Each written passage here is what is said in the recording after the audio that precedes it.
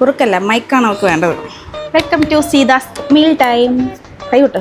നമ്മളിപ്പോൾ സീതയ്ക്ക് കുറു കൊടുക്കാൻ പോവാം. So let start. Sit straight pretty little baby.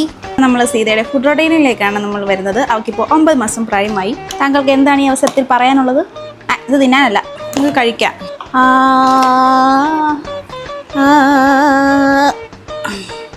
ഇതുപോലെ ഫുഡല്ലാതെ വേറെ എന്ത് കൊടുത്താലും വായിൽ വെക്കുന്ന കുഞ്ഞുങ്ങൾ അവിടെ ഉണ്ടെന്ന് പറയൂ.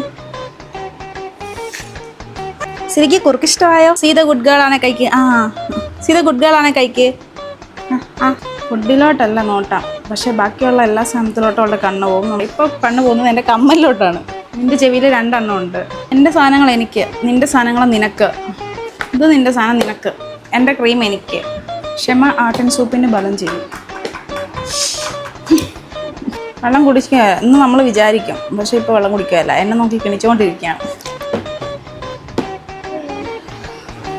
ബാക്ക് വശം കൊണ്ടാണോ അപ്പോൾ വെള്ളം കുടിക്കുന്നത്? ഇപ്പോഴത്തെ പിള്ളേരുടെ ഓരോ ഫാഷനെ. കുളിക്കാനും കുടിക്കാനും മാത്രമല്ല, വെള്ളം നമുക്ക് കളിക്കാനും ഉപയോഗിക്കാം. കഴിക്ക് സീതേ. ഗുഡ് ഗേൾ ആണല്ലോ, ഗുഡ് ഗേൾ ആണല്ലോ, ഗുഡ് ഗേൾ ആണല്ലോ.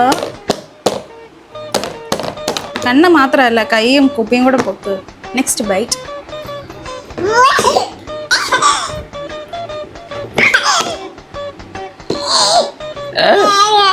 വേണ്ടെന്നാണോ പറയുന്നത്?